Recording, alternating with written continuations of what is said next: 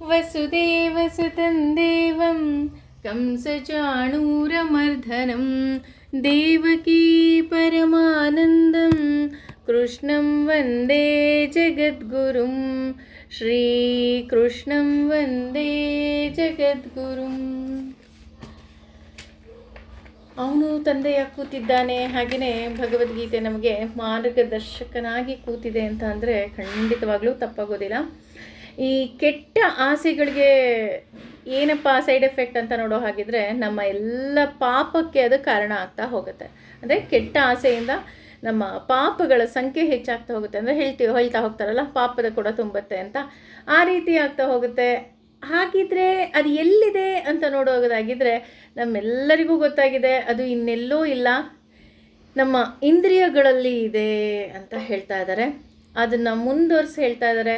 ಅದನ್ನು ಹೇಗೆ, ಅದರ ರಾಕ್ಷಸ ಯಾರು ಅಂತ ನೋಡೋದಾದರೆ ಕಾಲನೇಮಿ ಅನ್ನೋ ರಾಕ್ಷಸ ಅಲ್ಲಿ ಕೂತಿರ್ತಾನೆ. ಹಾಗಾಗಿ ನಾವು ಅವನನ್ನು ಹೇಗೆ ಕೊಲ್ಲೋದು ಅಂತ ಅಂದರೆ ನಾವು ಅತಿಯಾದ ಆಸೆಗಳನ್ನು ಪಡಬಾರ್ದು. ಹಾಗೆಯೇ ನಮ್ಮ ಕೈಯಲ್ಲಿ ಎಷ್ಟು ಸಾಧ್ಯವೋ ಅಷ್ಟು ನಾವು ಭಗವಂತನಿಗೆ ಶರಣಾಗ್ತಾ ಹೋಗಬೇಕು ಅಂತ ಈ 40 ಶ್ಲೋಕಗಳಲ್ಲಿ ತಿಳ್ಕೊಂಡ್ರೆ, ಈ 41, 42 ಮತ್ತು 43ನೇ ಶ್ಲೋಕದಲ್ಲಿ ಭಗವಂತ ಇದನ್ನು ಇನ್ನೂ ಹೇಗೆ ನಾವು ಕಂಟ್ರೋಲ್ ಮಾಡೋದು ಅಂದರೆ, ಈಗ ಹೇಳ್ತಾ ಹೋಗ್ತಾರಲ್ವ, ಕೊರೋನಾ ವೈರಸ್ ಬಂದಿದೆ, ಕೊರೋನಾ ಕಾಯಿಲೆ ಬಂದಿದೆ.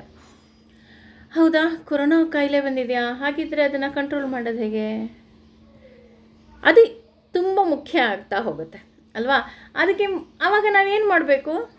ಜನರ ಸಂಪರ್ಕದಿಂದ ದೂರ ಇರಬೇಕು, ವ್ಯಾಕ್ಸಿನ್ಸ್ ಹಾಕಿಸ್ಕೋಬೇಕು, ನಮ್ಮ ಮನೆಯನ್ನು ಎಷ್ಟು ಶುದ್ಧವಾಗಿ ಇಟ್ಕೊಳ್ಳೋದಕ್ಕೆ ಸಾಧ್ಯವೋ ಅಷ್ಟು ಶುದ್ಧವಾಗಿ ಇಟ್ಕೊಳ್ತಾ ಹೋಗ್ತೀವಿ. ಈ 41, 42 ಮತ್ತು 43ನೇ ಶ್ಲೋಕದಲ್ಲಿ ಕೃಷ್ಣ ಏನು ಹೇಳ್ತಾ ಇದ್ದಾನೆ ಅಂತ ನಾವೇನಾದರೂ ನೋಡೋಕ್ಕಾದರೆ, ಈ ಇಂದ್ರಿಯ ನಿಗ್ರಹಗಳನ್ನು ನಾವು ಹೇಗೆ ಮಾಡಬಹುದು, ಅದರ ಜೊತೆ ನಾವು ಆ ಕಾಲನೇಮಿಯನ್ನು ಗೆಲ್ಲೋದು ಹೇಗೆ ಅನ್ನೋದನ್ನು ನಮಗೆ ಹೆಜ್ಜೆ ಹೆಜ್ಜೆಯಾಗಿ ಹೇಳ್ಕೊಡ್ತಾ ಹೋಗ್ತಾನೆ. ಅದು ಬಹಳ ಮುಖ್ಯ ಹಾಗೂ ತುಂಬ ಇಂಪಾರ್ಟೆಂಟ್ ಶ್ಲೋಕಗಳು ಅಂತ ಅಂದರೆ ಖಂಡಿತವಾಗ್ಲೂ ತಪ್ಪಾಗೋದಿಲ್ಲ. ಭಗವದ್ಗೀತೆಯ 700 ಶ್ಲೋಕನೂ ತುಂಬ ಇಂಪಾರ್ಟೆಂಟೇ. ಆದರೆ ಇದರಲ್ಲಿ ನಮಗೆ ಗೊತ್ತಾಗೋಗಿದೆ, ನಮ್ಮ ಕೋಪಕ್ಕೆ ಕಾರಣ ನಮ್ಮ ಆಸೆ, ನಮ್ಮ ಆಸೆಯನ್ನು ಹೇಗೆ ಕಂಟ್ರೋಲ್ ಮಾಡೋದು ಮತ್ತು ಆ ಕೋಪದಿಂದ ಸೈಡ್ ಎಫೆಕ್ಟ್ಗಳೇನೇನು ಪ್ರತಿಯೊಂದು ನಮಗೆ ಗೊತ್ತಿದೆ. ಈಗ ಜ್ವರ ಬರುತ್ತೆ ಅಂದಾಗ ಜ್ವರದಿಂದ ಸೈಡ್ ಎಫೆಕ್ಟ್ ಏನು, ಅಥವಾ ನಮ್ಮ ಆರ್ಥಿಕ ಪರಿಸ್ಥಿತಿ ಇರಬಹುದು, ಅಥವಾ ನಮ್ಮ ಮನೆಯ ಪರಿಸ್ಥಿತಿ ಇರಬಹುದು, ಎಲ್ಲದರ ಮೇಲೆ ಆ ಒಂದು ಪರಿಣಾಮ ಹೇಗೆ ಬೀರ್ತಾ ಹೋಗುತ್ತೆ. ಹಾಗೆ ಈ ಕೋಪದಿಂದ ಪರಿಣಾಮ ಬೀರುತ್ತೆ ಅಂತ ಅಂತೂ ನಮ್ಮೆಲ್ಲರಿಗೂ ಗೊತ್ತಾಯಿತು. ಹಾಗೆಯೇ ಇಲ್ಲಿ ಅದಕ್ಕೆಲ್ಲ ಮುಖ್ಯ ಕಾರಣ ನಮ್ಮ ಕೆಟ್ಟ ಆಸೆಗಳು. ಆ ಕೆಟ್ಟ ಆಸೆಗಳು ಎಲ್ಲಿದೆ ಅಂತ ನೋಡೋದಾದರೆ ನಮ್ಮ ಇಂದ್ರಿಯಗಳಲ್ಲಿ ಇದೆ. ಆ ಇಂದ್ರಿಯ ನಿಗ್ರಹವನ್ನು ಹೇಗೆ ಮಾಡೋದು ಅಂತ ಇಲ್ಲಿ ಕೃಷ್ಣ ಹಂತ ಹಂತವಾಗಿ ನಮಗೆ ಇನ್ನಷ್ಟು ಜ್ಞಾನವನ್ನು ಕೊಡ್ತಾ ಇದ್ದಾನೆ. ನಾವು ತಿಳಿದ ಹಾಗೆ ಈ ಭಗವದ್ಗೀತೆ ಅನ್ನೋದೇನಿದೆ, ಇದು ವೇದಗಳ ಸಾರ ಹಾಗೂ ಉಪನಿಷತ್ತುಗಳ ಸಾರ ಆಗಿದೆ. ಹಾಗಾಗಿ ಇಲ್ಲಿ ನಮಗೆ ಹಲವಾರು ಉಪನಿಷತ್ತಿನ ಉದಾಹರಣೆಗಳು ಸಹ ಬರ್ತಾ ಹೋಗುತ್ತೆ. ಈ 41ನೇ ಶ್ಲೋಕವನ್ನು ನೋಡಿದಾಗ ತಸ್ಮಾತ್ ಅಂದರೆ ಅಂದರೆ, ತ್ವಂ ನೀನು, ಇಂದ್ರಿಯಾಣಿ ಇಂದ್ರಿಯಗಳನ್ನು, ಅದೌ ಆರಂಭದಲ್ಲಿ, ನಿಯಮ ಅಂದರೆ ನಿಯಂತ್ರಿಸು, ಭರತ ವೃಷಭ ಭರತ ವಂಶದಲ್ಲೇ ಶ್ರೇಷ್ಠನಾಗಿರುವವನೇ, ಪಾಪಾದ್ಮಾಂ ಅಂದರೆ ಪಾಪದ ಮಹಾ ಸಂಕೇತವಾದ, ಪ್ರಜಹಿ ತಡೆಹಿಡಿ, ಹಿ ಖಂಡಿತವಾಗಿಯೂ, ಏನಂ ಇದನ್ನು, ಜ್ಞಾನ ವಿಜ್ಞಾನ ಅಂತಂದರೆ ಶುದ್ಧಾತ್ಮಕವಾದ ವೈಜ್ಞಾನಿಕವಾದ ಜ್ಞಾನಗಳು, ನಾಶ ಮಾಡುತ್ತದೆ. ಅಂದರೆ ನಮ್ಮೆಲ್ಲರಿಗೂ ಗೊತ್ತಾಯಿತು ಈ ಕೆಟ್ಟ ಆಸೆಗಳೇನಿದೆ ಅದು ನಮ್ಮ ಪಾಪಕ್ಕೆ ಕಾರಣ ಅಂತ. ಆದರೆ ಇಲ್ಲಿ ಭಗವಂತ ಏನು ಮಾಡ್ತಾ ಇದ್ದಾನಪ್ಪ, ಯಾವ ಪದವನ್ನು ಅರ್ಜುನನಿಗೆ ಸಂಬೋಧನೆ ಮಾಡ್ತಾ ಇದ್ದಾನೆ ಅಂತ ಅಂದರೆ, ವೃಷ ಭರತ ವೃಷಭ ಅನ್ನೋ ಪದವನ್ನು ಉಪಯೋಗಿಸ್ತಾರೆ. ಅರ್ಜುನ, ಪಾರ್ಥ ಇದೆಲ್ಲ ಬಳಸಿದ್ದಾಯಿತು. ಈಗ ಕೃಷ್ಣ ಅವನಿಗೆ ಭರತ ವೃಷಭ ಅಂತಲೇ ಹೇಳ್ತಾ ಇದ್ದಾನೆ. ಯಾಕಪ್ಪ ಇಲ್ಲಿ ಭರತ ವೃಷಭ ಅಂತ ಹೇಳ್ತಾ ಇದ್ದಾನೆ ಅಂದರೆ, ಭಾ ಅಂದರೆ ನಮ್ಮೆಲ್ಲರಿಗೂ ಗೊತ್ತಿರೋ ಹಾಗೆ ಜ್ಞಾನ. ಅಂದರೆ ನೀನು ಕೇವಲ ಯಾರೋ ಒಬ್ಬ ವ್ಯಕ್ತಿ ಅಲ್ಲ ಅಲ್ವಾ. ನಾವು ಹೇಳ್ತೀವಲ್ಲ, ಈಗ ಫಸ್ಟ್ ರ್ಯಾಂಕ್ ಸ್ಟೂಡೆಂಟಿಗೆ ಹೇಳಬೇಕಾದ್ರೆ, ಈಗ ಸ್ಕೂಲಲ್ಲಿ ತುಂಬ ಜನ ಸ್ಟೂಡೆಂಟ್ಸ್ ಫೇಲ್ ಆಗ್ತಾ ಇರ್ತಾರೆ.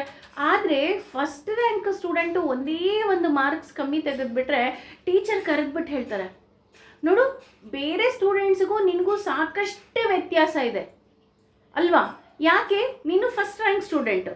ಹಾಗೆಯೇ ಇಲ್ಲಿ ಅರ್ಜುನನಿಗೆ ಹೇಳ್ತಾ ಇರೋದು, ನೀನು ಯಾರೋ ಒಬ್ಬ ವ್ಯಕ್ತಿ ಅಲ್ಲ, ಆದರೆ ನೀನು ಇಲ್ಲಿ ಭರತ ವಂಶದಲ್ಲೇ ಅತಿ ಶ್ರೇಷ್ಠನಾದ ವ್ಯಕ್ತಿ. ನಾವು ಹೇಳ್ತೀವಲ್ಲ, ಎಲ್ಲ ಸ್ಟೂಡೆಂಟ್ಸು ಒಂದೇ, ಆದರೆ ನೀನು ಸ್ಟೂಡೆಂಟ್ಸಲ್ಲಿ ನೀನು ತುಂಬ ಸ್ಪೆಷಲ್. ಯಾಕೆ ಅಂತಂದರೆ ನೀನು ಫಸ್ಟ್ ರ್ಯಾಂಕ್ ಸ್ಟೂಡೆಂಟು, ನಿನ್ನಿಂದ ನಾವು ರ್ಯಾಂಕನ್ನ ಎಕ್ಸ್ಪೆಕ್ಟ್ ಮಾಡ್ತೀವಿ. ಅಷ್ಟೇ ಅಲ್ಲ, ನೀನು ರ್ಯಾಂಕ್ ಗಳಿಸಿದಾಗ ನಮ್ಮ ಶಾಲೆಗೆ ಒಂದು ದೊಡ್ಡ ಹೆಸರು ಬರುತ್ತೆ ಅಂತ ಹೇಗೆ ಹೇಳ್ತಾರೆ, ಹಾಗೆಯೇ ಇಲ್ಲಿ ಹೇಳ್ತಾ ಇದ್ದಾರೆ, ನೀನು ಕೇವಲ ಯಾವುದೋ ಒಬ್ಬ ವ್ಯಕ್ತಿ ಅಲ್ಲ, ನೀನು ಭರತ ವಂಶದಲ್ಲೇ ಶ್ರೇಷ್ಠನಾಗಿದ್ದೀಯಾ. ಅಷ್ಟೇ ಅಲ್ಲದೆ ನೀನು ಜ್ಞಾನದಲ್ಲಿ ಆಸಕ್ತಿ ಹೊಂದಿರುವವನಾಗಿದ್ದೀಯಾ. ಅಲ್ಲಿ ಪಂಚಪಾಂಡವರಿದ್ದರೂ ಸಹ ಯಾರೂ ಸಹ ಕೃಷ್ಣನಿಗೆ ಶರಣಾಗಲಿಲ್ಲ. ಅಂದರೆ ಕೃಷ್ಣನಿಗೆ ಶರಣಾದರೂ ಸಹ, ಅಂದರೆ ಈಗ ಇಡೀ ಕ್ಲಾಸಲ್ಲಿ 5 ಜನ first rank, second rank, third rank, fourth rank, fifth rank ಬಂದರು. ಅದರಲ್ಲಿ ಫಸ್ಟ್ ರ್ಯಾಂಕ್ ಸ್ಟೂಡೆಂಟು ತುಂಬ ಇಂಪಾರ್ಟೆಂಟ್ ಅಂತೀವಲ್ಲ, ಆ ರೀತಿ ಇಲ್ಲಿ ಅರ್ಜುನ ಇನ್ನಷ್ಟು ಶರಣಾಗ್ತಾ ಇದ್ದಾನೆ. ಕೃಷ್ಣ, ನನ್ನ ಕೈಲಾಗಲ್ಲ, ನೀನು ಶಿಷ್ಯನನ್ನಾಗಿ ಸ್ವೀಕಾರ ಮಾಡು. ಅಂದರೆ ಉಳಿದವರು ಸಹ ಕೃಷ್ಣನ ಮಾತು ಕೇಳಿದ್ರೂ ಸಹ ಇಲ್ಲಿ ಅರ್ಜುನನ ಆಸೆ ಹಾಗೂ ಭಾವ ಬೇರೆ ಆಗಿರುತ್ತೆ. ಅದಕ್ಕೋಸ್ಕರನೇ ಇಲ್ಲಿ ಕೃಷ್ಣ ಹೇಳ್ತಾ ಇದ್ದಾನೆ, ನೀನು ಕೇವಲ ಯಾರೋ ವ್ಯಕ್ತಿ ಅಲ್ಲ, ನೀನು ಭರತ ವಂಶದಲ್ಲೇ ಶ್ರೇಷ್ಠನಾಗಿರುವವನು, ಅದರ ಜೊತೆ ಜ್ಞಾನದಲ್ಲಿ ಆಸಕ್ತಿ ಇರುವವನು. ಹಾಗಾಗಿ ಇಲ್ಲಿ ಭರತ ವೃಷಭ ಅಂತ ಬಳಸ್ತಾ ಇದ್ದಾರೆ. ವೃಷಭ ಅಂದ್ರೂ ಅಷ್ಟೇ ಮಳೆಯನ್ನು ಸುರಿಸುವವನು ಅಂತ ಆಗುತ್ತೆ. ಆದರೆ ಇಲ್ಲಿ ಅವನಿಗೆ ಜ್ಞಾನದ ಆಸೆ ಅಷ್ಟು ಇತ್ತು ಅಂತ ಇಲ್ಲಿ ಆ ಒಂದು ಪದ ಹೇಳ್ತಾ ಇದೆ. ಹಾಗೆಯೇ ಆಸೆಯನ್ನು ಗೆಲ್ಲಬೇಕು ಅಂತ ಅಂದರೆ ಆಸೆ ಎಲ್ಲಿಂದ ಬರುತ್ತೆ ಅಂತ ನಾವು ಕಂಡುಹಿಡಿಬೇಕು ಅಲ್ವಾ. ನಿನ್ನೆ ಕ್ಲಾಸಲ್ಲಿ ಹೇಳ್ತಾ ಇದ್ವಿ, ನಮ್ಮ ಅಡುಗೆ ಮನೆಯಲ್ಲಿ ಹಾಲು ದಿನ ಬೆಕ್ಕು ಬಂದು ಕುಡಿತಾ ಇದೆ ಅಂತ ಅಂದರೆ, ಬೆಕ್ಕು ಬರ್ತಾ ಇದೆಯಾ, ಇಲಿ ಬರ್ತಾ ಇದೆಯಾ, ಆ ಬೆಕ್ಕು ಎಲ್ಲಿದೆ ಅಂತ ನಾವು ಫಸ್ಟ್ ಕಂಡು ಹಿಡಿದ್ಬಿಟ್ರೆ ಸಾಕಾ? ಇಲ್ಲ, ಅದರ ದಾರಿಯನ್ನು ಫಸ್ಟ್ ನಾವು ಮುಚ್ಚಬೇಕು ಅಲ್ವಾ. ಈಗ ನಮಗೆ ಇನ್ನೂ ಬೆಕ್ಕಿಗಿಂತ ಇನ್ನೂ ಸುಲಭ ವಿಧಾನ ಅಂತ ಅಂದರೆ, ಎಸ್, ಇಲಿ ಅಂತ ಗೊತ್ತಾಯಿತು. ಇಲಿ ಬಂದು ನಮ್ಮಲ್ಲಿರೋ ತರಕಾರಿ ಎಲ್ಲ ವೆಜಿಟೇಬಲ್ಸ್ನೆಲ್ಲ ಕಟ್ ಮಾಡ್ತಾ ಇದೆ, ಸಾಮಾನು ಕಟ್ ಮಾಡ್ತಾ ಇದೆ, ಗೊತ್ತಾಯಿತು. ಇಲಿ ಎಲ್ಲಿದೆ ಅಂತಲೂ ಗೊತ್ತಾಯಿತು. ಇಲಿಯ ಬಿಲವನ್ನು ನಾವು ಹುಡುಕೋದಿಕ್ಕೆ ಶುರು ಮಾಡಿದ್ವಿ. ಆ ಇಲಿ ಬಿಲವನ್ನು ನಾವೇನು ಮಾಡಬೇಕು, ಮೊದಲು ಮುಚ್ಚಬೇಕು. ಈಗ ಬಾಗಿಲು ತೆಗೆದ್ರೆ ಚಳಿಗಾಲ, ಗಾಳಿ ಬರುತ್ತೆ, ಗಾಳಿ ಬಂದರೆ ಗಾಳಿ ಜೊತೆ ಧೂಳು ಬರುತ್ತೆ ಅಂದಾಗ ನಮಗೆ ಗೊತ್ತಾಗುತ್ತೆ, ಎಸ್, ಇಲ್ಲಿಂದ ಧೂಳು ಬರ್ತಿದೆ ಅಂತ. ಆದಷ್ಟು ನಾವು ಆ ಕಿಟಕಿಯ ಬಾಗಿಲನ್ನು ಮುಚ್ಚೋದಕ್ಕೆ ಶುರು ಮಾಡ್ತೀವಿ ಅಲ್ವಾ. ಅದೇ ರೀತಿ ಇಲ್ಲಿ ನಾವು ಫಸ್ಟ್ ಏನು ಮಾಡಬೇಕು, ಬಾಗಿಲನ್ನು ಮುಚ್ಚಬೇಕು. ಅದರ ಬಾಗಿಲು ಯಾವುದಪ್ಪ? ಹೌದು, ಇಲಿ ಬರ್ತಿದೆ, ಬೆಕ್ಕು ಬರ್ತಿದೆ ಗೊತ್ತಾಯಿತು, ಆದರೆ ನಮ್ಮ ದೇಹದಲ್ಲಿ ಆಸೆ ಎಲ್ಲಿಂದ ಬರ್ತಾ ಇದೆ? ಆಸೆ ಬರ್ತಾ ಇರೋದು ಇಂದ್ರಿಯಗಳಿಂದ. ಅದವು ಅಂದರೆ ಈ ರೀತಿ, ಅಂದರೆ ದುಷ್ಟ ಆಸೆಗಳಿಗೆ ನಾವೇನು ಮಾಡ್ತಾ ಹೋಗ್ತೀವಿ, ಶರಣಾಗ್ತಾ ಹೋಗ್ತೀವಿ. ಇದಕ್ಕೆ ಕೆಟ್ಟ ಮನಸ್ಥಿತಿ ಕಾರಣ ಆಗ್ತಾ ಹೋಗುತ್ತೆ. ಹಾಗೆಯೇ ಆಸೆ ಬರೋದ್ರಿಂದ ಏನಾಗ್ತಾ ಇದೆ ಅಂತ ನಾವೇನಾದರೂ ನೋಡೋದಾದರೆ, ವಿಜ್ಞಾನದ ಬಾಗಿಲುಗಳು ಮುಚ್ತಾ ಇದೆ. ಇಲ್ಲಿ ವಿಜ್ಞಾನದ ಬಾಗಿಲು ಅಂತ ಯಾಕೆ ಹೇಳ್ತಾ ಇದ್ದಾರೆ ಅಂದರೆ, ಇದಕ್ಕೆ ನಾನು ಆಗಲೇ ಹೇಳಿದ ಹಾಗೆ, ಮೊದಲು ಬಾಗಿಲು ಮುಚ್ಚಬೇಕು ಅಂದಾಗ ನಮ್ಮೆಲ್ಲರಿಗೂ ಗೊತ್ತಾಯಿತು, ಈ ಆಸೆಗಳು ಎಲ್ಲಿಂದ ಬರ್ತಾ ಇದೆ? ಇಂದ್ರಿಯಗಳಿಂದ ಬರ್ತಾ ಇದೆ. ಕಣ್ಣು ನೋಡೋದ್ರಿಂದ, ಬಾಯಿ ತಿನ್ನೋದ್ರಿಂದ, ಹಾಗೆ ಕೈ ಅದಕ್ಕೆ ಸಹಾಯ ಮಾಡೋದ್ರಿಂದ, ಈ ರೀತಿ ಇಂದ್ರಿಯಗಳು ಅದಕ್ಕೆ ಸಪೋರ್ಟ್ ಮಾಡ್ತಾ ಇದೆ. ಆ ರೀತಿ ಸಪೋರ್ಟ್ ಮಾಡಬೇಕಾದ್ರೆ ನಾವೇನು ಮಾಡಬೇಕು, ಅದನ್ನು ಮೊದಲು ಹತೋಟಿಗೆ ತರಬೇಕು. ಹತೋಟಿಗೆ ತರೋದು ಹೇಗೆ? ಉದಾಹರಣೆ, ಯಾರೋ ಒಬ್ಬರು ಹೋಗಿ ಕೇಳ್ತಾರೆ, ನಮಗೆ ಅರ್ಜೆಂಟಾಗಿ ತುಂಬ ದುಡ್ಡು ಬಂದ್ಬಿಡ್ಬೇಕು ಕಣ್ರಿ, ಹಾಗಿದ್ರೆ ಆ ದುಡ್ಡು ಎಲ್ಲಿಂದ ಬರುತ್ತೆ? ನೀವು ಹೋಮ ಮಾಡಿರಿ, ಹವನ ಮಾಡಿರಿ, ನಿಮಗೆ ದುಡ್ಡು ಬಂದ್ಬಿಡುತ್ತೆ. ಹೌದಾ, ಹೋಮ ಹವನ ಮಾಡಿದ್ರೆ ದುಡ್ಡು ಬಂದ್ಬಿಡುತ್ತಾ ಅಂತ ನೋಡೋದಾದರೆ, ನಮಗೂ ಗೊತ್ತು ಆ ಹೋಮ ಹವನದ ಹಿಂದೆ ಏನಾದರೂ ಕೆಟ್ಟ ಆಲೋಚನೆಗಳಿದ್ರೆ ಭಗವಂತ ಅದನ್ನು ಈಡೇರಿಸೋದಕ್ಕೆ ಬಿಡೋದೇ ಇಲ್ಲ ಅಲ್ವಾ? ಹಾಗೇನೆ ಇಲ್ಲಿ ನಾವು ವಿಜ್ಞಾನ ಅಂತಂದರೆ ದೇವರ ಬಗೆಗಿನ ಸೂಕ್ಷ್ಮ ಜ್ಞಾನಗಳು. ಇಲ್ಲ ಕಣ್ರಿ, ಭಗವಂತ ಇದ್ದಾನೆ ಅಂತ ನಮ್ಮ ಮನಸ್ಸಲ್ಲಿ ಒಂದು ನಂಬಿಕೆ ಇರುತ್ತೆ, ಅದನ್ನೇ ಇಲ್ಲಿ ವಿಜ್ಞಾನ ಅಂತ ಹೇಳ್ತಾ ಇದ್ದಾರೆ. ವಿಜ್ಞಾನ ಎಂದಿಗೂ ಸೋಲಲ್ಲ. ಯಾಕೆ ಅಂತಂದರೆ ವಿಜ್ಞಾನ ತನಗೆ ತಾನು ಪರೀಕ್ಷಿಸ್ಕೊಳ್ತಾ ಇರುತ್ತೆ. ಹಾಗೆಯೇ ಇಲ್ಲಿ ಭಗವಂತನ ಬಗ್ಗೆ ಜ್ಞಾನವೂ ಅಷ್ಟೇ ಎಂದೂ ಸಹ ಸೋಲೋದಕ್ಕೆ ಕಾರಣವೇ ಇಲ್ಲ. ಯಾಕೆ ಅಂತಂದರೆ, ನಾನು ಆಗಲೇ ಹೇಳಿದ್ನಲ್ಲ, ಪ್ರತಿನಿತ್ಯ ನಮ್ಮ ಜೀವನದಲ್ಲಿ ಆಗುವಂತಹ ಆಗು ಹೋಗುಗಳನ್ನು ಗಮನಿಸಿದಾಗ ಗೊತ್ತಾಗುತ್ತೆ ಭಗವಂತ ಇನ್ನೂ ನಮ್ಮ ಜೊತೆ ಇದ್ದಾನೆ, ಭಗವಂತ ನಮ್ಮ ಕೈ ಹಿಡಿದಿದ್ದಾನೆ, ಭಗವಂತ ನಮ್ಮನ್ನು ಕೈ ಹಿಡಿದು ನಡೆಸ್ತಾನೆ. ಭಗವಂತ ಇರೋದ್ರಿಂದ ನಾನು ಜೀವಂತವಾಗಿದ್ದೀನಿ. ಈ ಆತ್ಮ ಹೊರಟು ಹೋಯಿತು ಅಂತಂದರೆ ನನ್ನ ದೇಹಕ್ಕೆ ಯಾವುದೇ ರೀತಿಯಾದಂತಹ ಶಕ್ತಿ ಇಲ್ಲ. ಈ ರೀತಿ ನಮಗೆ ಏನು ಮಾಡ್ತಾ ಹೋಗುತ್ತೆ, ಪ್ರತಿಯೊಂದು ಸಹ ನಮಗೆ ಇಲ್ಲಿ ಸಪೋರ್ಟ್ ಮಾಡ್ತಾ ಹೋಗುತ್ತೆ. ಹಾಗೆಯೇ ಇಂದ್ರಿಯಗಳನ್ನು ನಾವು ನಿಗ್ರಹ ಮಾಡಿದ್ರೆ ನಾವು ಈ ದುಷ್ಟ ಆಸೆಗಳನ್ನು ಕಂಟ್ರೋಲ್ ಮಾಡಿಬಿಡಬಹುದು ಅಂತ ನಮ್ಗೆ ಗೊತ್ತಾಯಿತು. ಆದರೆ ಅದು ಸುಲಭನಾ ಅಂತ ನೋಡೋದಾದರೆ, ಇಲ್ಲಿ ಭಗವಂತನೇ ಹೇಳ್ತಾ ಇದ್ದಾನೆ, ಇಂದ್ರಿಯ ನಿಗ್ರಹ ಸುಲಭದ ಸಾಧನೆ ಅಲ್ಲ. It is not A easy job. Ekadashi ದಿನ ಉಪವಾಸ ಮಾಡಬೇಕು, ಮೌನ ವ್ರತಗಳನ್ನು ಮಾಡಬೇಕು, ಕಟ್ಟುನಿಟ್ಟಾದ ಪಾಲನೆಗಳನ್ನು ಮಾಡಬೇಕು. ಪ್ರತಿಯೊಂದು ನಮಗೆ ಗೊತ್ತಿರುತ್ತೆ. ಗೊತ್ತಿದ್ರೂ ಅದು ಸುಲಭ ಸಾಧನನಾ? ಸುಲಭ ಸಾಧನ ಅಲ್ಲವೇ ಅಲ್ಲ. ಹಾಗಾಗಿ ಉದಾಹರಣೆ, ನಾವು ದೇವಸ್ಥಾನಕ್ಕೆ ಹೋಗಿ ಪುಣ್ಯ ಗಳಿಸ್ತೀವಿ ಅಂತ ಅಂದರೂ ಸಹ ನೀವು ದೇವಸ್ಥಾನಕ್ಕೆ ಹೋಗಿ ಇಲ್ಲ ಸಲ್ಲದ ಮಾತುಗಳನ್ನು ಆಡಿದ್ರೆ ಪುಣ್ಯ ಗಳಿಸ್ಕೊಂಡು ಬರೋದಿಲ್ಲ, ಪಾಪವನ್ನು ಗಳಿಸ್ಕೊಂಡು ಬರ್ತೀರಾ. ದೇವಸ್ಥಾನಗಳಿಗೆ ಹೋದಾಗ ಕೇವಲ ದೇವರ ಬಗ್ಗೆ ಭಕ್ತಿ ಹಾಗೂ ಭಗವಂತ ನನ್ನ ಮನಸ್ಸನ್ನು ನಿನ್ನಲ್ಲಿ ಕೇಂದ್ರೀಕರಿಸ್ಕೊ ಅಂತ ಕೇಳಿ ಅಲ್ಲಿ ಯಾವ ಕೆಲಸ ಇದೆಯೋ ಆ ಕೆಲಸವನ್ನು ಮಾಡಿ ಮುಗಿಸ್ಬಿಟ್ಟು ಬರಬೇಕೇ ವಿನಃ ಅಲ್ಲಿ ಕುಳಿತು ನಾವು ಏನಾದರೂ ಒಂದೇ ಒಂದು ಕೆಟ್ಟ ಆಲೋಚನೆ ಬಂತು ಅಂದರೂ ಸಹ ನಾವು ಹೋಗಿದ್ದು ಪುಣ್ಯ ಸಂಪಾದನೆ ಆಗೋದಿಲ್ಲ, ಪಾಪ ಸಂಪಾದನೆ ಆಗ್ಬಿಡುತ್ತೆ.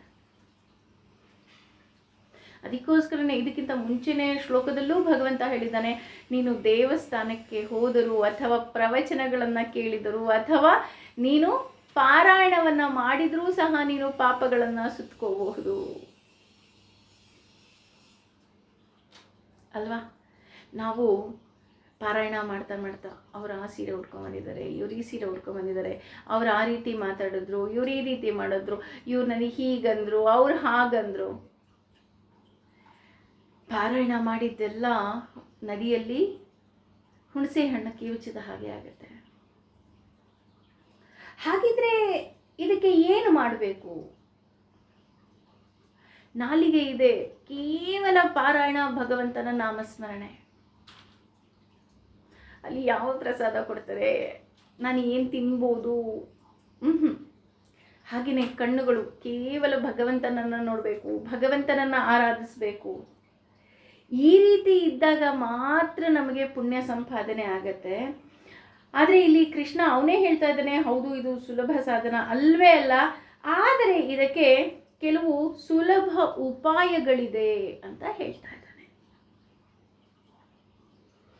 ಅಂದರೆ ಎಕ್ಸಾಂಪಲ್ ಹೇಳಬೇಕು ಅಂತಂದರೆ, ಹೌದು ರೀ, ವಿಷ್ಣು ಸಹಸ್ರನಾಮ ಪ್ರತಿದಿನ ಪಾರಾಯಣ ಮಾಡಬೇಕು, ಪ್ರತಿದಿನ ಪಾರಾಯಣ ಮಾಡೋದಕ್ಕೆ ಕನಿಷ್ಠ ಪಕ್ಷ 20ರಿಂದ 30 ನಿಮಿಷ ಬೇಕಾಗತ್ತೆ. ಹೌದಾ, ಏನಾದ್ರು ಶಾರ್ಟ್ ಕಟ್ ಇಲ್ವಾ? ಶಾರ್ಟ್ ಕಟ್ ಇದೆ. ಶ್ರೀರಾಮ ರಾಮ ರಾಮೇತಿ ರಮೇ ರಾಮೇ ಮನೋರಮೆ ಹೇಳಿದ್ರೆ ಮುಗಿದು ಹೋಯ್ತು.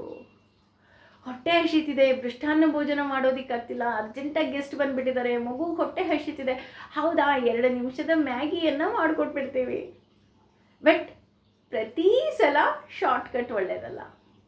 ಅದಕ್ಕೋಸ್ಕರ ಇಲ್ಲಿ ಅವನು ಉಪಾಯ ಅಂತ ಹೇಳಿದ್ದಾನೆ. ಅಂದರೆ ನೀನು ನಿನ್ನ ಇಂದ್ರಿಯಗಳನ್ನು ಕಂಟ್ರೋಲ್ ಮಾಡೋದು ಹೇಗೆ ಅಂತ ನಮಗೆ ಹೆಜ್ಜೆ ಹೆಜ್ಜೆಗೆ ಭಗವಂತ ಒಂದು ಸುಲಭ ರೀತಿಯಲ್ಲಿ, ಅಂದರೆ ಉಪಾಯದ ರೀತಿಯಲ್ಲಿ 42 ಮತ್ತು 43ನೇ ಶ್ಲೋಕದಲ್ಲಿ ಹೇಳ್ತಾ ಇದ್ದಾನೆ.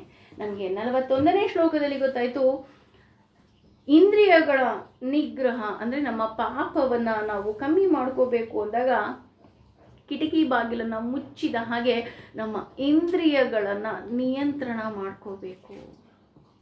ಇಂದ್ರಿಯಗಳ ನಿಯಂತ್ರಣ ಮಾಡಲಿಲ್ವಾ, ಮತ್ತೆ ಪಾಪಕ್ಕೆ ನಾವು ಕಾರಣರಾಗ್ತಾ ಹೋಗ್ತೀವಿ, ದೋಷಕ್ಕೆ ಕಾರಣರಾಗ್ತಾ ಹೋಗ್ತೀವಿ.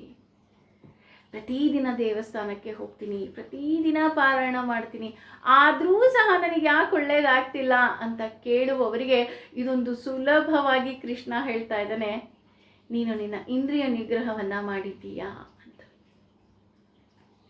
ನೀನು ಇಂದ್ರಿಯ ನಿಗ್ರಹವನ್ನು ಮಾಡಿ ನೀನು ಶ್ಲೋಕವನ್ನು, ಪಾರಾಯಣವನ್ನು, ದೇವರ ದರ್ಶನವನ್ನು ಮಾಡಿದಾಗ ಮಾತ್ರ ಫಲ ಸಿಗ್ತಾ ಹೋಗುತ್ತೆ. ದೇವಸ್ಥಾನಕ್ಕೆ ಹೋಗ್ತೀರಾ, ಪಾರಾಯಣವನ್ನು ಮಾಡ್ತೀರಾ, ನಮ್ಮ ಆಸೆ ಒಂದೇ ಇರಬೇಕು, ನಾನು ಪಾರಾಯಣ ಮಾಡಬೇಕು. ನಾನು ಯಾಕೆ ಪಾರಾಯಣವನ್ನು ಮಾಡ್ತಾ ಇದ್ದೀನಿ ಅಂದರೆ ಭಗವಂತನಿಗೆ ಕೇಳಲಿ ಅಂತ ಅಷ್ಟೆ. ಎಷ್ಟು ಜನರ ಮನಸ್ಥಿತಿ ಈ ರೀತಿ ಇದೆ. ಇವ್ರು ಕೇಳ್ತಾ ಇದ್ದಾರಾ, ಅವ್ರು ಕೇಳ್ತಾ ಇದ್ದಾರಾ, ಇವ್ರಿಗಿಂತ ನಾನು ಚೆನ್ನಾಗಿ ಹೇಳ್ತಾ ಇದ್ದೀನಿ ಅಲ್ವಾ, ಅವ್ರಿಗಿಂತ ನನಗೆ ಭಕ್ತಿಗೀತೆ ತುಂಬ ಬರುತ್ತೆ ಅಲ್ವಾ, ಅವ್ರು 1 ಹಾಡು ಹೇಳಿದ್ರ ನಾನು 4 ಹಾಡು ಹೇಳ್ತೀನಿ ದೇವ್ರ ಮುಂದೆ, ದೇವರು ನನಗೆ ಒಲ್ದು ಬಿಡ್ತಾನ. ಹೌದು, ಅವರು 1 ಹಾಡು ಹೇಳಿ ನೀನು 4 ಹಾಡು ಹೇಳಿದ್ರೆ ಭಗವಂತ ಒಪ್ಪುತ್ತಾನೆ. ಆದರೆ ಅದರ ಹಿಂದೆ ನಿನಗೆ ಒಂದೇ ಉದ್ದೇಶ ಇರಬೇಕು, ಈ ಹಾಡು ನಾನು ಭಗವಂತನಿಗೋಸ್ಕರ ಹಾಡ್ತಾ ಇದ್ದೀನಿ, ಯಾರನ್ನೋ ಮೆಚ್ಚಿಸೋದಕ್ಕೋಸ್ಕರ ಹಾಡ್ತಾ ಇಲ್ಲ ಅಂತ. ಅದೇ ಕೆಲಸ. ಆದರೆ ನಮ್ಮ ಮನಸ್ಥಿತಿ ಅದರ ಪೂರ್ಣ ಫಲವನ್ನು ಇಲ್ಲಿ ಬದಲು ಮಾಡ್ತಾ ಇದೆ. ಬಹಳ ಸೂಕ್ಷ್ಮ ವಿಚಾರಗಳು. ನಾವು ಈ ಚಿಕ್ಕ ಚಿಕ್ಕ ವಿಚಾರಗಳನ್ನು ಜೀವನದಲ್ಲಿ ಅಳವಡಿಸ್ಕೊಂಡಾಗ ಭಗವಂತ ಮತ್ತಷ್ಟು ನಮಗೆ ಒಳಿತನ್ನು ಮಾಡ್ತಾನೆ. ಇಲ್ಲಿ 42ನೇ ಶ್ಲೋಕದಲ್ಲಿ ಹೇಳ್ತಾ ಇದ್ದಾನೆ, ಇಂದ್ರಿಯಾಣಿ, ಇಂದ್ರಿಯಗಳು, ಪರಾಣಿ, ಶ್ರೇಷ್ಠವು, ಅಹು ಎಂದು ಹೇಳುವವರು, ಇಂದ್ರಿಯೇಭ್ಯಸ್ಯ ಅಂದರೆ ಇಂದ್ರಿಯಗಳಿಗಿಂತಲೂ, ಪರಮಂ ಶ್ರೇಷ್ಠವು, ಮನಃ ಮನಸ್ಸು, ಮನಸಃ ಮನಸ್ಸಿಗಿಂತಲೂ ಕೂಡ ಪರಾ ಶ್ರೇಷ್ಠವು, ಬುದ್ಧಿಯು, ಯಾವ ಬುದ್ಧೇಹೇ ಬುದ್ಧಿಗಿಂತಲೂ ಪರತಃ ಶ್ರೇಷ್ಠವು ಅಂದರೆ ಸಹ ಅವನು. ಅಂದರೆ ಇಲ್ಲಿ ಹೆಜ್ಜೆ ಹೆಜ್ಜೆಗೆ ಹೇಳ್ತಾ ಇದ್ದಾರೆ ಯಾವುದು ಶ್ರೇಷ್ಠ ಅಂತ. ಇಂದ್ರಿಯಗಳು ಶ್ರೇಷ್ಠ, ಆದರೆ ಇಂದ್ರಿಯಗಳಿಗಿಂತ ಶ್ರೇಷ್ಠವಾಗಿರುವುದು ಮನಸ್ಸು, ಮನಸ್ಸಿಗಿಂತಲೂ ಶ್ರೇಷ್ಠವಾಗಿರುವುದು ಬುದ್ಧಿ, ಆದರೆ ಬುದ್ಧಿಗಿಂತಲೂ ಶ್ರೇಷ್ಠವಾಗಿರುವುದು ಅವನು ಅಂದರೆ ನಾವು ಹೇಳ್ತೀವಲ್ಲ, ಭಗವಂತನಿಗೆ ತುಂಬ ಪ್ರೀತಿ ಬಂದಾಗ ಉಪಯೋಗಿಸೋ ಪದ ಏಕವಚನ. ಹಾಗಾಗಿ ಇಲ್ಲಿ ಅವನು ಅಂದರೆ ಯಾರೋ ಅವನಲ್ಲ, ಇಲ್ಲಿ ಭಗವಂತ ಅಂತ ಇಲ್ಲಿ ಹೇಳ್ತಾ ಇದ್ದಾರೆ. ಹಾಗೆ 42ನೇ ಶ್ಲೋಕದ್ದು ಪದ ಅರ್ಥ ಹೇಳಿಬಿಟ್ಟು ಆಮೇಲೆ 2 ಒಟ್ಟಿಗೆ ಎಕ್ಸ್ಪ್ಲೇನ್ ಮಾಡ್ತೀನಿ. 43ರಲ್ಲಿ ಹೇಳ್ತಾ ಇದ್ದಾರೆ, ಏನಂ ಹೀಗೆ, ಬುದ್ಧಿಗಿಂತ ಪರಮಂ ಶ್ರೇಷ್ಠವಾದದ್ದನ್ನು ಬುದ್ಧ್ವಾ ತಿಳಿದು, ಸಂಭ್ರಮ್ಯ ಅಂದರೆ ಸಿದ್ಧಗೊಳಿಸು, ಆತ್ಮನ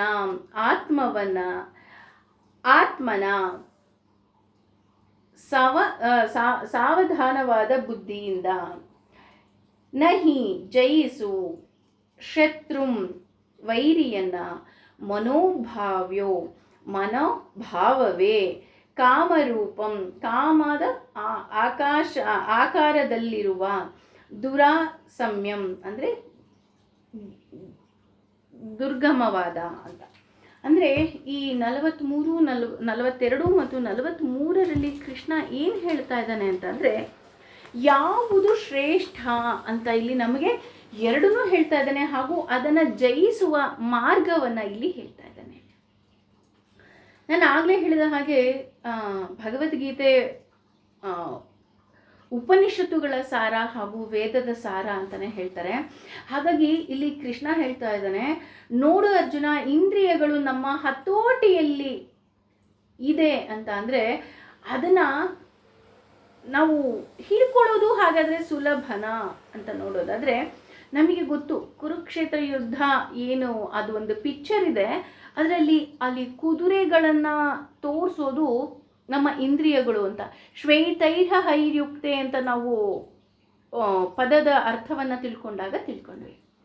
ಹಾಗಿದ್ರೆ ಈ ಕುದುರೆಯನ್ನು ಹತೋಟಿಗೆ ತರೋದು ಸುಲಭನಾ ಅಂತ ನೋಡೋದಾದರೆ, ಅದು ಭಗವಂತನ ಕೈಲಿದೆ, ಹಾಗಾಗಿ ರಥ ಆರಾಮಾಗಿ ಅಲ್ಲಿ ಕುಳಿತಿದೆ.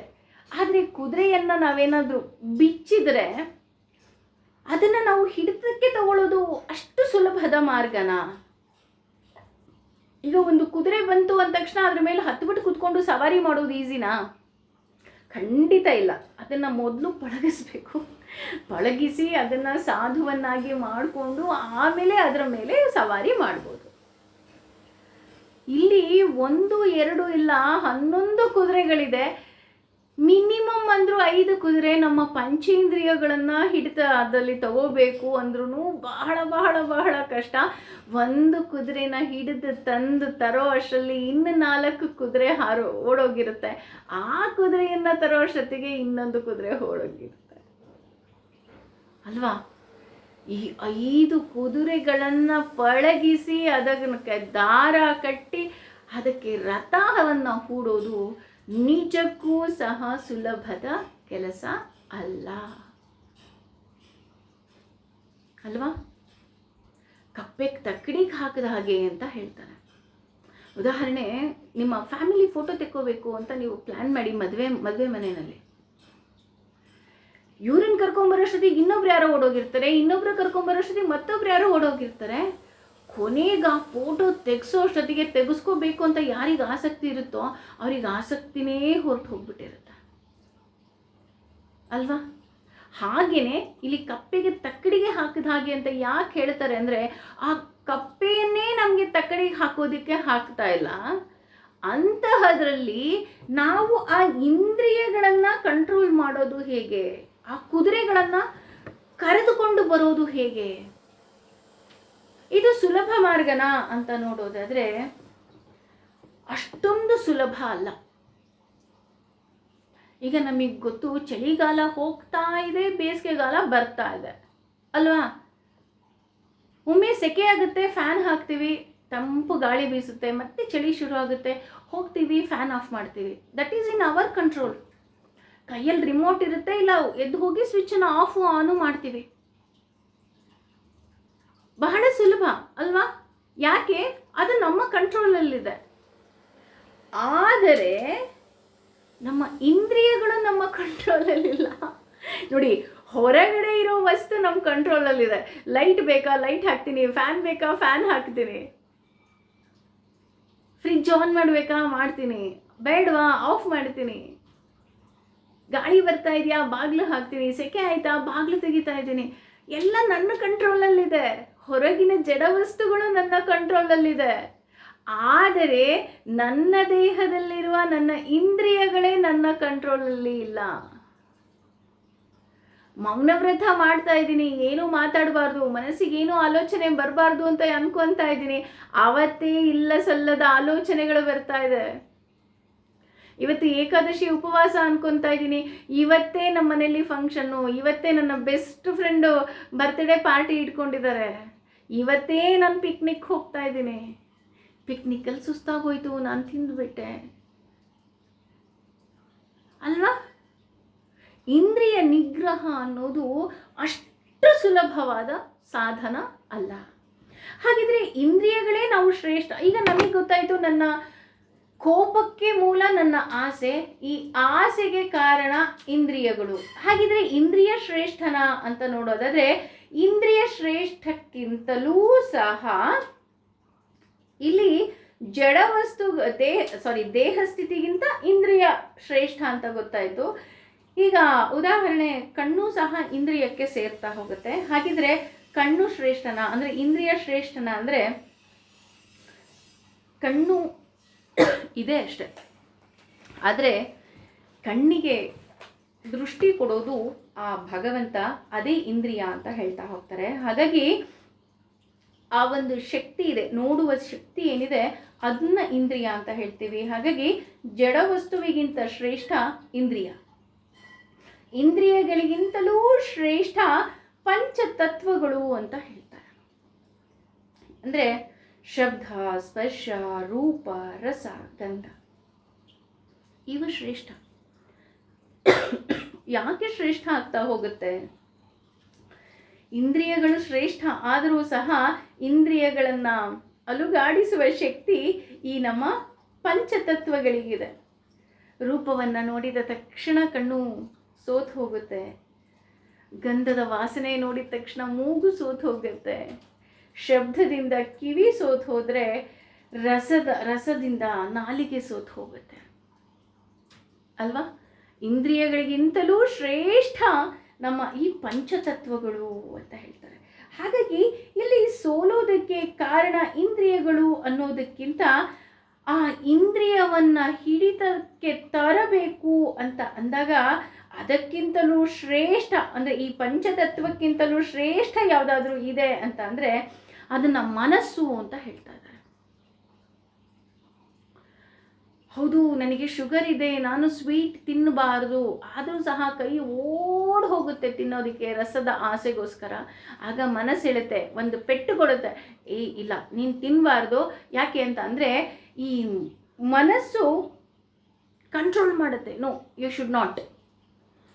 ಇವತ್ತು ಏಕಾದಶಿ ಇದೆ, ನೀನು ಸುಸ್ತಾಗ್ತಾ ಇದೆಯಾ, ಹಣ್ಣು ಹಂಪಲು ತಿನ್ನು, ಅನ್ನ ತಿನ್ನೋಕೆ ಹೋಗಬೇಡ, ಕಂಟ್ರೋಲ್ ಮಾಡು. ಸಿನಿಮಾಗೆ ಹೋಗ್ತಾ ಇದೆಯಾ, ಸಿನಿಮಾಗೆ ಹೋಗಬೇಡ, ಇವತ್ತು ಏಕಾದಶಿ ಇದೆ, ಅದೇ ಟೈಮನ್ನು ಕೂತ್ಕೊಂಡು ಪಾರಾಯಣ ಮಾಡು. ಅಥವಾ ಸಿನಿಮಾಗೆ ಹೋಗೋ ದಾರಿನಲ್ಲಿ ದೇವಸ್ಥಾನ ಇದೆ, ದೇವರ ದರ್ಶನವನ್ನು ಮಾಡ್ಕೊಂಡು ಹೋಗು. ಮನಸ್ಸು ಒಂದು ಪೆಟ್ಟು ಕೊಟ್ಟು ಹೇಳುತ್ತೆ, ಇಲ್ಲ ಇಂದ್ರಿಯಗಳೇ ನೀವೆಲ್ಲ ತಪ್ಪು ಮಾಡ್ತಾ ಇದ್ದೀರಾ, ಒಂದು ಪೆಟ್ಟನ್ನು ಕೊಡ್ತೀನಿ ಅಂತ ಹೇಳ್ತಾ ಇದೆ. ಹಾಗಿದ್ರೆ ಮನಸ್ಸು ಶ್ರೇಷ್ಠನಾ ಅಂತ ನೋಡೋದಿದ್ರೆ ಮನಸ್ಸು ಮಗುವಿನ ಹಾಗಂತ.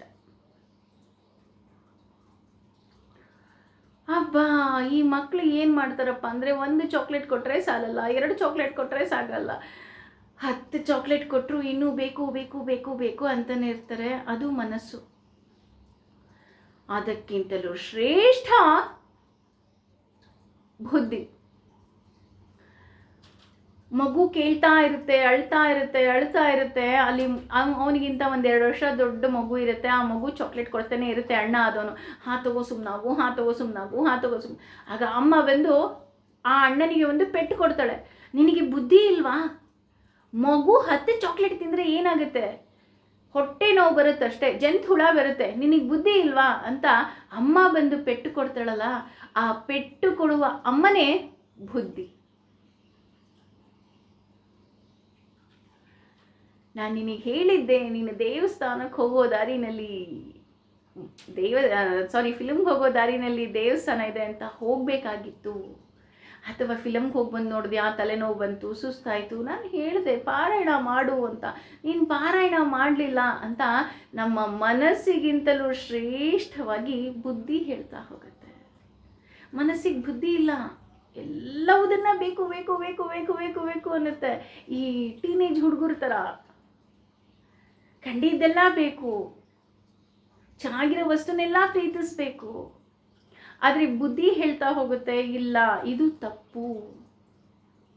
ಹಾಗಾಗಿ ಮನಸ್ಸಿಗೆ ಬುದ್ಧಿ ಇರೋದಿಲ್ಲ. ಆ ಮನಸ್ಸಿಗೆ ಬುದ್ಧಿಯನ್ನು ಹೇಳೋದು ನಮ್ಮ ಮನೋಬುದ್ಧಿ.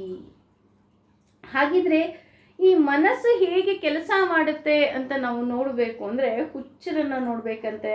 ಆ ಹುಚ್ಚರು ಹೇಗೆ ಅವರ ಮನಸ್ಸಿಗೆ ಬಂದ ಹಾಗೆ ಕೂಗಾಡ್ತಿರ್ತಾರೆ, ನಗ್ತಾ ಇರ್ತಾರೆ, ಕಿರ್ಚಾಡ್ತಿರ್ತಾರೆ.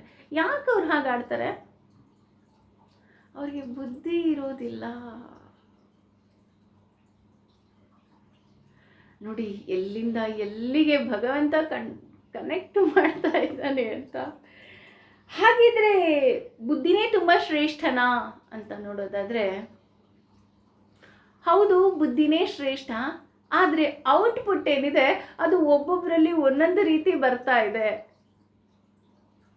ಅದು ಯಾಕೆ ಹೀಗಾಗ್ತಾ ಇದೆ ಅಂತ ನೋಡೋದಾದ್ರೆ, ಅದಕ್ಕೆ ಕಾರಣ ತ್ರಿಗುಣಗಳು. ನಮ್ಮ ರಜೋಗುಣ, ತಮೋಗುಣ ಹಾಗೂ ಸಾತ್ವಿಕ ಗುಣಗಳು ಇಲ್ಲಿ ಎಲ್ಲಕ್ಕಿಂತಲೂ ಮುಖ್ಯವಾಗ್ತಾ ಹೋಗ್ತಾ ಇದೆ. ಅಲ್ಲಿಗೆ ನಮಗೆ ತಿಳಿದಿದ್ದೇನಪ್ಪ ಅಂತಂದರೆ, ನಾವು ಅಂದ್ಕೊಂಡ್ವಿ ಜಡವಸ್ತು ಶ್ರೇಷ್ಠ ಅಂತ. ಇಲ್ಲ, ನಮ್ಮ ಜಡ ದೇಹಕ್ಕಿಂತಲೂ, ಇಲ್ಲಿ ಜಡವಸ್ತು ಅಂದರೆ ವಸ್ತು ಅಲ್ಲ, ದೇಹ. ನಮ್ಮ ಜಡ ದೇಹಕ್ಕಿಂತ ಇಂದ್ರಿಯ ಮುಖ್ಯ ಆಗತ್ತೆ. ಇಂದ್ರಿಯಕ್ಕಿಂತಲೂ ಶ್ರೇಷ್ಠ ನಮ್ಮ ಪಂಚತತ್ವಗಳು.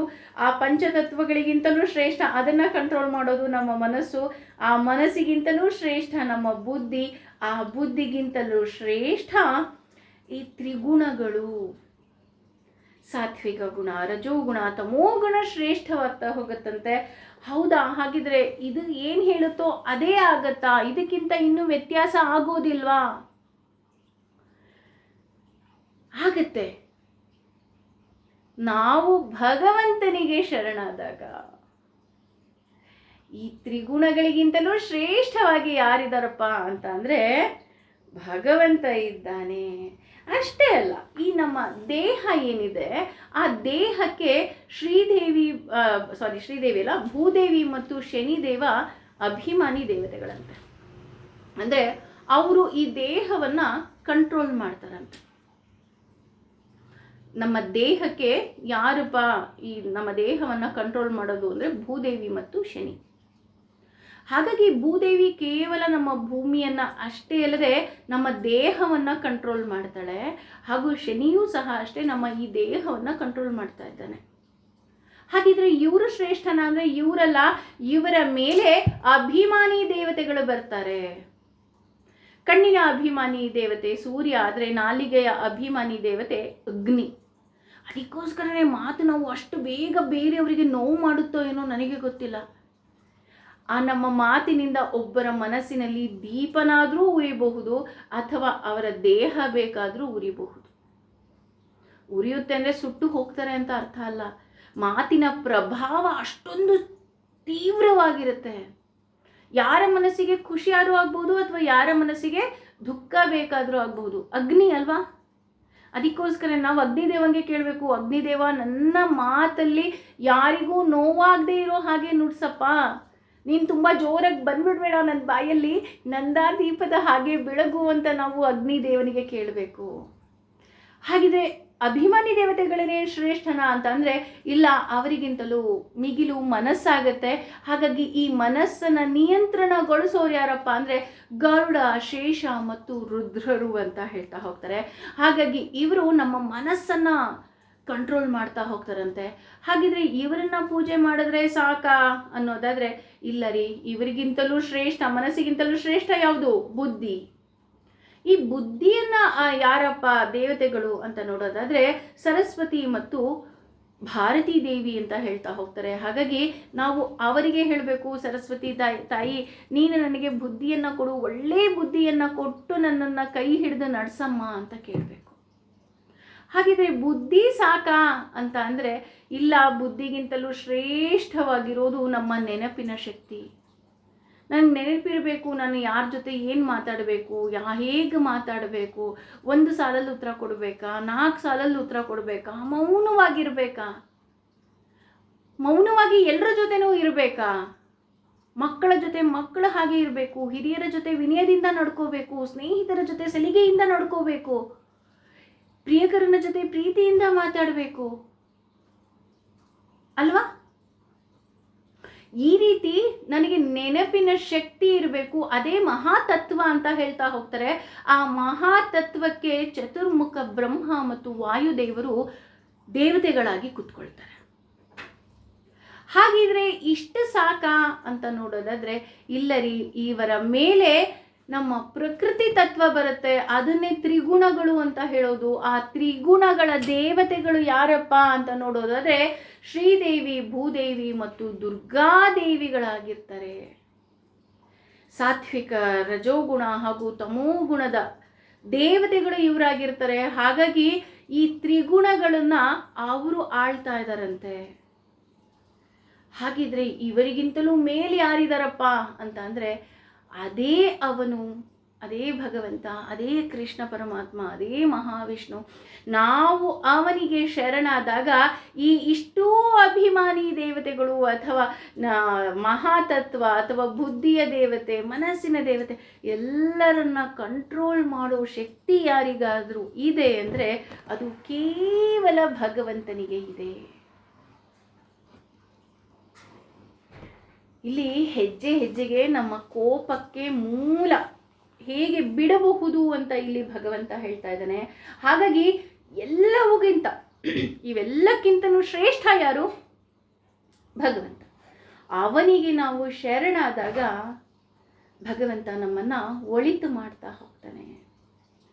ಹಾಗೆ ಇಲ್ಲಿ 2ನೇ ಪಾದದಲ್ಲಿ ಹೇಳ್ತಾರಲ್ಲ, ಮನಸ್ಸಿಗೆ ಬುದ್ಧಿ ನಾವು ಮೊದಲು ಹೇಳಬೇಕು. ಅಷ್ಟೇ ಅಲ್ಲ, ಕೃಷ್ಣನನ್ನು ನಾವು ತಿಳಿದಾಗ ನಮ್ಮ ಬುದ್ಧಿ ಇನ್ನಷ್ಟು ಚುರುಕಾಗ್ತಾ ಹೋಗುತ್ತೆ. ಅಂದರೆ ಕಾಲನೇಮಿ ಅನ್ನೋ ರಾಕ್ಷಸನೇ ಕಂಸನಾಗ್ತಾನೆ, ಆ ಕಂಸನನ್ನ ಕೃಷ್ಣ ಕೊಲ್ತಾ ಹೋಗ್ತಾನೆ. ಹಾಗಾಗಿ ನಮ್ಮಲ್ಲಿ, ನಮ್ಮ ಈ ದೇಹದಲ್ಲಿ ಇರುವಂತಹ ಆ ಕಾಲನೇಮಿ ರಾಕ್ಷಸನನ್ನ ಕೊಲ್ಲಬೇಕು ಅಂತ ಅಂದಾಗ ಅದು ಕೇವಲ ಭಗವಂತ ಕೃಷ್ಣನಿಂದ ಮಾತ್ರ ಸಾಧ್ಯ. ಕುರುಕ್ಷೇತ್ರ ಯುದ್ಧ ಪ್ರತಿದಿನ ಇನ್ನೆಲ್ಲೋ ನಡೀತಾ ಇರೋದಿಲ್ಲ, ನಮ್ಮ ದೇಹದಲ್ಲಿ ನಡೀತಾ ಇರುತ್ತೆ. ಕೌರವರು ಇದ್ದಾರೆ, ಪಾಂಡವರು ಇದ್ದಾರೆ. ನಾವು ಅನ್ಕೊತಾ ಇದ್ದೀವಿ ಕುರುಕ್ಷೇತ್ರ ಯುದ್ಧ ಅಂದ ತಕ್ಷಣ ಪಾಂಡವರ ಪರ ಕೃಷ್ಣ ಇದ್ದಾನೆ, ಪಾಂಡವರೇ ಗೆಲ್ತಾರೆ ಅಂತ. ಆದರೆ ಇಲ್ಲಿ ನಮ್ಮ ದೇಹದಲ್ಲಿ ನಡೆಯುವಂತಹ ಯುದ್ಧದಲ್ಲಿ ಪ್ರತಿ ಸಲ ಪಾಂಡವರೇ ಗೆಲ್ಲೋದಿಲ್ಲ. ನಾವು ಯಾರ ಕಡೆ ನಿಲ್ತೀವಿ ಅವರು ಗೆದ್ದು ಬಿಡ್ತಾರೆ. ಕೆಟ್ಟ ಬುದ್ಧಿಯನ್ನು ನೀನು ಹೆಚ್ಚು ಪ್ರಚೋದನೆ ಕೊಡ್ತಾ ಇದೆಯಾ, ದುಷ್ಟತನವೇ ಗೆಲ್ತಾ ಹೋಗುತ್ತೆ.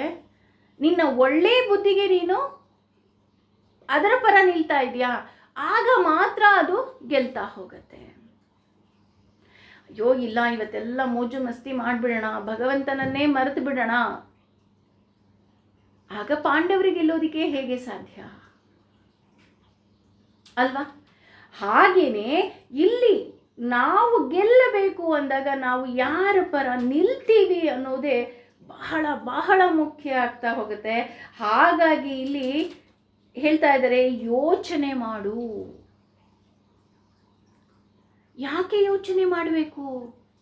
ಯಾಕೆ ಯೋಚನೆ ಮಾಡಬೇಕಪ್ಪ ಅಂತಂದರೆ, ಈಗ ನಾವು ಅನ್ಕೊತಾ ಇದ್ದೀವಿ ಅಲ್ವಾ, ಈಗ ನಮ್ಗನ್ಸ್ಬೋದು ಈಗ ನಾವು ಯಾರ ಪರ ನಿಲ್ತೀವೋ ಅವರೇ ಗೆಲ್ತಾರೆ ಅಂತ ಅಂದಮೇಲೆ ಭಗವಂತ ನಮ್ಮನ್ನು ಒಳ್ಳೆಯದ್ರ ಕಡೆನಿಗೆ ನಿಲ್ಲಿಸಬಹುದಲ್ವಾ ಅಂತ. ಆದರೆ ಒಳ್ಳೆಯದ್ರ ಕಡೆ ನಿಲ್ಲಿಸ್ತಾನೆ, ನಾವು ಭಗವಂತ ಇದ್ದಾನೆ, ಭಗವಂತ ನಮ್ಮನ್ನು ರಕ್ಷಣೆ ಮಾಡ್ತಾನೆ ಅನ್ನೋ ಒಂದು ಮನಸ್ಥಿತಿ ಬಂದಾಗ ಏನಾಗ್ತಾ ಹೋಗುತ್ತೆ, ಆಗ ನಾವು ಒಳ್ಳೆಯ ತನದತ್ತ ನಮ್ಮನ್ನು ಕರೆದುಕೊಂಡು ಹೋಗ್ತಾನೆ. ದೇವರ ಬಗ್ಗೆನೇ ತಿಳ್ಕೋಬೇಕು, ಭಗವಂತನ ಬಗ್ಗೆ ತಿಳ್ಕೋಬೇಕು, ಭಗವದ್ಗೀತೆಯ ಉಪದೇಶಗಳನ್ನು ನಾನು ತಿಳ್ಕೋಬೇಕು ಅಂತ ಅಂದಾಗ ಮಾತ್ರ ಅಲ್ಲಿ ಒಳಿತಾಗ್ತಾ ಹೋಗುತ್ತೆ.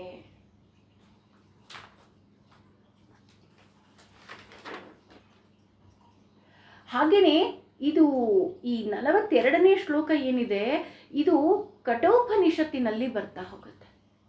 ಕಠೋಪನಿಷತ್ತಿನಲ್ಲಿ ಏನು ಮಂತ್ರ ಇದೆ ಅದೇ ಮಂತ್ರವನ್ನು ಇಲ್ಲಿ ಭಗವದ್ಗೀತೆಯಲ್ಲಿ ಹಾಕ್ಕೊಂಡಿದ್ದಾರೆ ಅಂತಲ್ಲ, ಭಗವಂತ ಹೇಳಿದ್ದಾನೆ. ಯಾಕಪ್ಪ ಹೇಳಿದ್ದಾನೆ ಅಂತ ಅಂದರೆ, ಈ ಪಂಚತತ್ವಗಳು ಶ್ರೇಷ್ಠ ಅಂತ ಸೇಮ್ ಕಠೋಪನಿಷತ್ತಿನಲ್ಲಿ ಏನು ಹೇಳಿದ್ದಾನೆ ಅದನ್ನೇ ಹೇಳ್ತಾ ಹೋಗ್ತಾರೆ. ಹಾಗಾಗಿಯೇ ಈ 42 ಮತ್ತು 43ನೇ ಶ್ಲೋಕವನ್ನು ಸಾರ ಅಂತಲೇ ಹೇಳ್ತಾ ಇದ್ದಾರೆ. ಹಾಗಾಗಿ ನಾವು ಭಗವಂತ ಇದ್ದಾನೆ ಅಂದಾಗ ಕಣ್ಣಿರ್ಬೋದು, ಕಿವಿ ಇರ್ಬೋದು, ನಾಲಿಗೆ ಇರ್ಬೋದು, ನಮ್ಮ ಸ್ಪರ್ಶಗಳಿರಬಹುದು, ನಾಲಿಗೆ ಭಗವಂತನನ್ನು ಸ್ತುತಿಸ್ತಾ ಹೋಗುತ್ತೆ, ಕಣ್ಣು ಭಗವಂತನನ್ನು ನೋಡೋದಕ್ಕೆ ಆಸೆ ಪಡುತ್ತೆ. ಹಾಗೆಯೇ ಕಿವಿ ಕೇವಲ ಭಗವಂತನ ನಾಮಸ್ಮರಣೆಯನ್ನು ಮಾತ್ರ ಇಷ್ಟಪಟ್ಟರೆ ಸ್ಪರ್ಶ ಭಗವಂತನೇ ಬೇಕು ಅಂತ ಕೇಳ್ತಾ ಹೋಗುತ್ತೆ. ಹೇಗೆ ಊಟ ಮಾಡುವಂದಾಗ ನಾವು ಊಟವನ್ನು ಚೆಲ್ಬೋದು, ಆದರೆ ಪ್ರಸಾದ ಅಂತ ತಿಳಿದಾಗ ನಾವು ಕಣ್ಣಿಗೆ ಹೊತ್ಕೊಂಡು ಎಷ್ಟು ಕೊಟ್ಟಿರ್ತಾರೋ ಅಷ್ಟು ನಾವು ಸೇವನೆ ಮಾಡೋದಕ್ಕೆ ಪ್ರಯತ್ನ ಪಡ್ತೀವಿ. ಯಾರೂ ಸಹ ಪ್ರಸಾದವನ್ನು ಚೆಲ್ಲೋದಕ್ಕೆ ಇಷ್ಟಪಡೋದಿಲ್ಲ ಅಲ್ವಾ?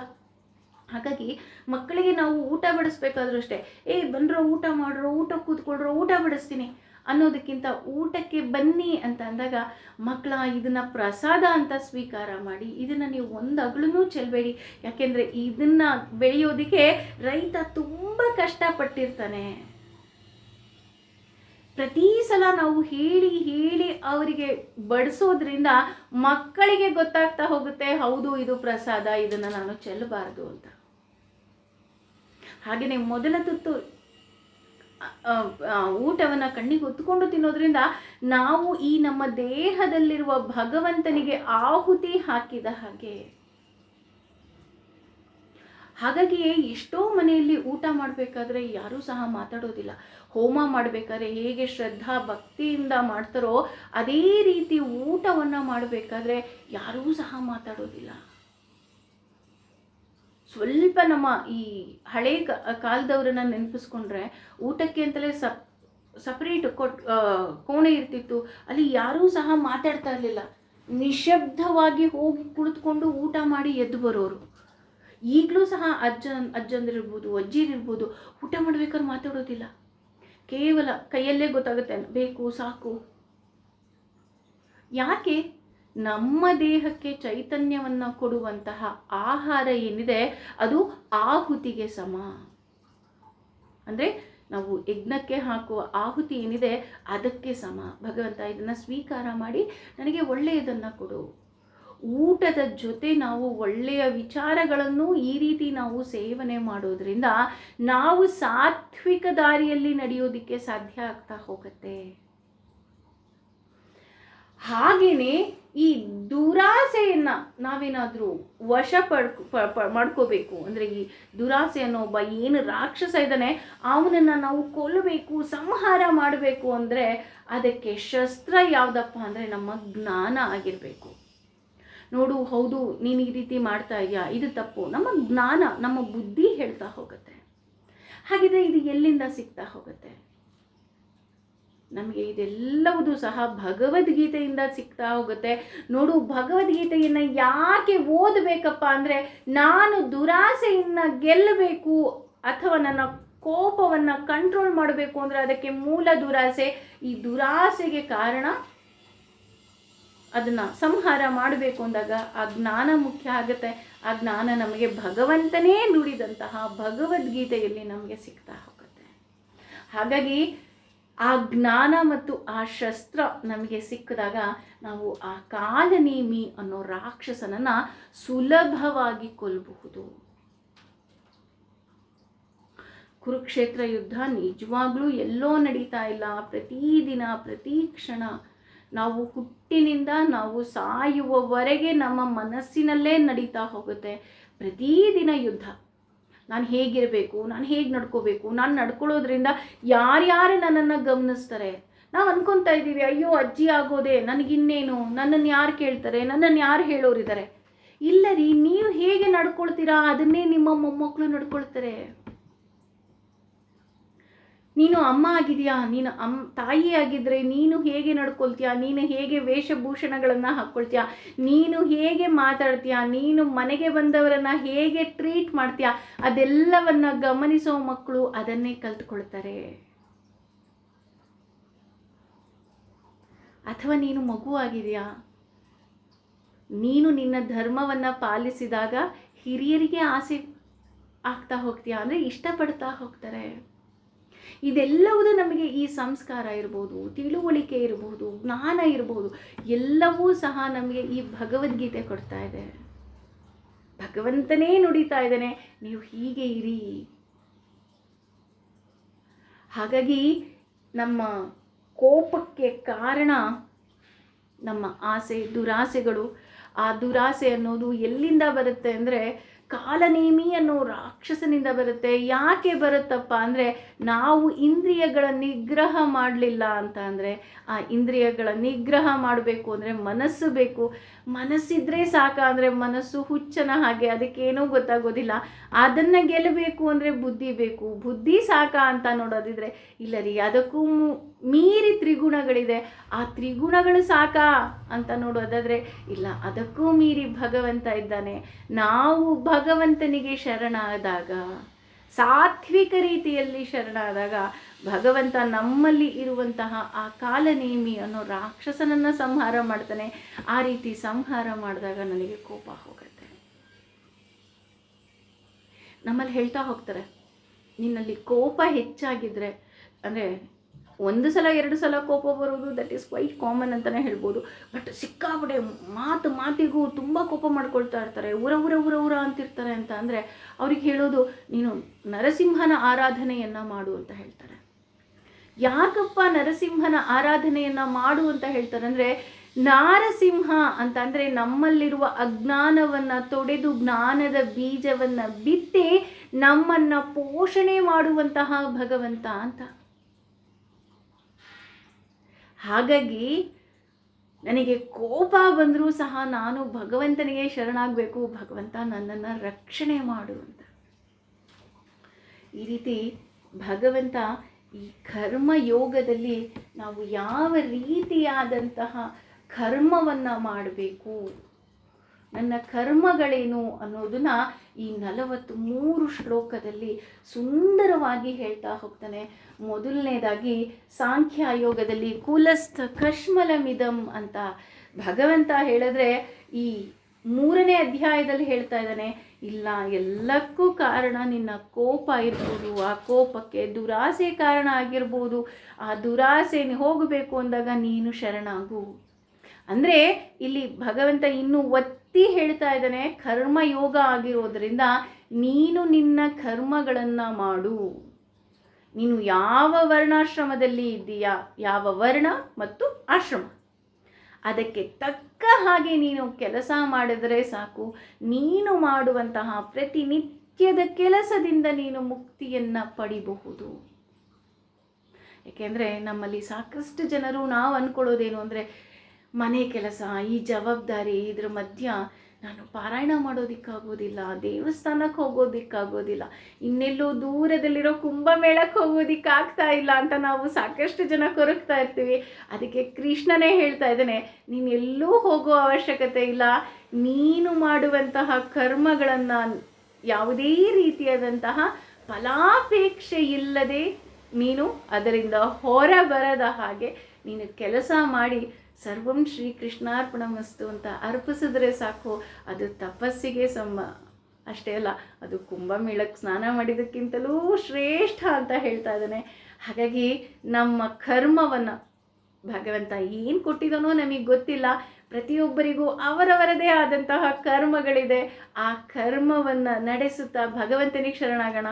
ಭಗವಂತ ನನ್ನಿಂದ ಯಾವುದೇ ರೀತಿಯಾದಂತಹ ತಪ್ಪಾಗದ ಹಾಗೆ, ಅರ್ಜುನನನ್ನು ಹೇಗೆ ನೀನು ಶಿಷ್ಯನನ್ನಾಗಿ ಸ್ವೀಕಾರ ಮಾಡಿದೆಯಾ, ಅದೇ ರೀತಿ ನೀನೂ ಸಹ ನನ್ನನ್ನು ಶಿಷ್ಯನನ್ನಾಗಿ ಸ್ವೀಕಾರ ಮಾಡಿ ಗುರುವಾಗಿ ನೀ ನಿಂತು ಆ ಮುಕ್ತಿ ಅನ್ನೋ ಮಾರ್ಗಕ್ಕೆ ನೀನೇ ಕರ್ಕೊಂಡು ಹೋಗಬೇಕು ಅಂತ ಅವನಿಗೆ ಶರಣಾಗೋಣ.